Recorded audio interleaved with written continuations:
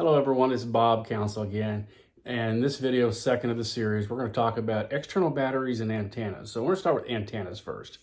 So, 5-6 years ago when cellular cameras first came out, they come with these little bitty round circular antennas. They were actually what you call a quarter wave antenna. And they would probably give you about half, if you're lucky, range of a good cell phone today.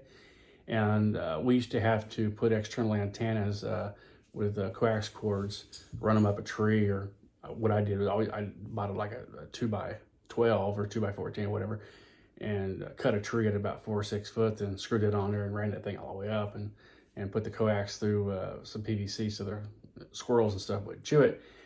And with that, I could get about 3/4 to 70 or to 80% of what the new ones do today. So today, with these new ones, you got this is called a paddle antenna.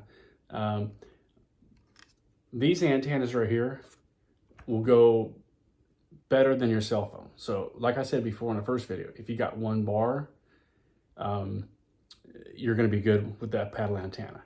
Now, some companies claim, and some have dual antennas, which are supposedly about twice or 1.5 times as good, a little more range. My thought is this, and I did this for a long time. If you got 0 bars on your cell camera and you're out there trying to get a dual one to get more range, you're looking for more problems than solutions. Today, when you're taking all this video and all this data, and it's got to send that stuff, I just had so many issues. So now the technology is getting better, so at some time you might be able to. A better solution for you is what they call a Yagi antenna, Y-A-G-I, Yagi. And it looks just like your old antennas that used to be, on top of the roof or to get channels, right? Just a miniature version.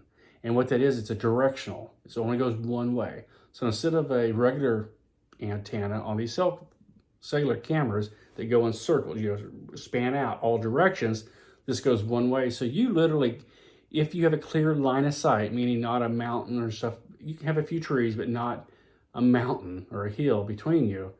But if you have a clear line of sight to a cellular tower up to probably 20 miles almost, if you got that Yagi antenna dialed in right towards that tower, you can probably get data. And I've actually done that before. But it wasn't 20 miles. Mine was probably about 15, 16 miles. And I've heard of other people that's went 20 miles. So that would be a better one. And I'm not going to go full bore on that Yagi, but you can Google it, and you can also ask you some questions. On the forum that I'm on for the cellular cameras, a guy named Mike Taylor is a guy that you can message, and he's an engineer. He knows a lot about them. I actually went to a signal school in the military, so I know a little about it myself, but he knows more than I do. So that's as much as I'm going to talk about antennas. Now we're going to talk about external batteries. So first of all, inside, like SpyPoint sells a lithium battery, but it's a lithium ion. And they last, some of them last a little better, but you can recharge them. If you use regular alkaline batteries, like a decent one like Energizer Max, or even the Amazon Basics and the one at Robert Freight, the Edge one, the better one, they're going to give you 3,000 pictures. If you do usually the Lithium Ultimate, and I'll tell you, those AA Lithium Ultiums, they don't seem like they're as good as they were, but you should get 5,000. But they're 4 times the price. You're looking at 40 cents a battery to almost $2 a battery. So I'm not sure that juice is worth a squeeze, but if you're setting your camera in the woods where you can't get no sunlight for what I'm going to talk next, that is a good option. So the next option is to build your own box, or you can buy one. So they have ones you can buy, which are sealed lead acid. So if you know about sealed lead acid, most of those 12-volt sealed lead acids are 7 amp hours. So sealed lead acid, you get about half of that, and then it dies. And as it uses it, it goes down just at a 45-degree angle. So, when it gets about 9-10 volts, it just dies out. A lithium battery keeps almost the same voltage to about 70-80%, usually about 70%, then it just drops off. So if you got a 7 amp hour lithium battery, you're going to get probably 5.5 amp hours to 6 amp hours out of that thing. Whereas a sealed lead acid, you're going to get about 3.5. So they last it longer and they charge much quicker. Whereas sealed lead acid, like if you look at a golf cart battery, you got to charge them all night. You're looking at like 16 hours to recharge, but the lithiums, 3 or 4 hours, sometimes 2 hours, and they're fully charged. Downside is they don't work in as cold weather, but they come with a battery management system. And I'm going to tell you something about something that'll help you too. So when I first went to lithium, and I hooked them up to solar, and then I just use a cord, your external cord that goes into your camera. So there's your external cord. Here's your camera. See that little hole right there? It goes in, and bam, now you got power. You don't need no batteries in it. Well, I was hooking that the solar, so here's my solar panel right here, and I hooked that directly to the battery, and that other cord directly to the battery, and put that to my camera. Well, when it got really cold, what happened was the BMS, which is the battery management system on the lithium, shut it down, but the solar kept going, of course, and so it was shooting 20 volts to my camera. And what happened was it burned out my external battery port. Good thing I had internal batteries with it, so it still worked, but now my external battery port was blown out. So what I do now is I have what they call a charge controller. So this right here.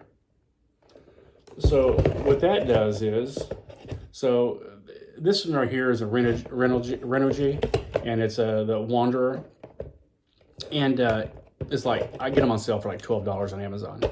But you got to make sure if you're using lithium batteries, you have one that'll work for lithium. And it's real simple. There's one here. There are see that 6 slots there. 2's for your battery, which is there. 2's for your solar, there. And 2's for this power source right there. And they just go right into there. Real simple. And then you tell it that you go through the menu and you tell it's a lithium battery. And what that thing does is when it gets cold or something like that, or what it really does is it shuts off the solar once your battery's charged, so nothing gets overcharged. And if it gets cold, it shuts off. It won't let the solar burn out your external battery port, and it makes your batteries last much longer. I was getting about 4 years out of sealed lead acid. I have some lithium. These are lithium iron phosphate. And I've had some now that are about 4 years old and still going strong, no issue. So what I do is, so if I'm in full sun, or pretty much full sun out there, I have this box. I show you this box, right? I put the battery in this box, and I put the controller in there. I run the wires, right? Just drill a hole, then I put the wires in there, and I seal them up. You don't have to seal them up. And so if I'm in full sun, I use about a 6 amp hour battery, lithium-ion batteries. And I just posted some. They were $30 on Facebook or on Amazon. And I'll use a 5-watt solar panel. But these are some of the old ones I had from Harbor Freight that I was using to charge my batteries on my tractor and stuff. And I just switched them all over to better stuff. So these work. And a 5-watt solar panel and a 6 amp hour lithium battery in full sun, you will never need to charge your batteries. I don't care if you're taking 50 night picks a night and 50-day picks, you're going to be good forever, for at least 10 years probably.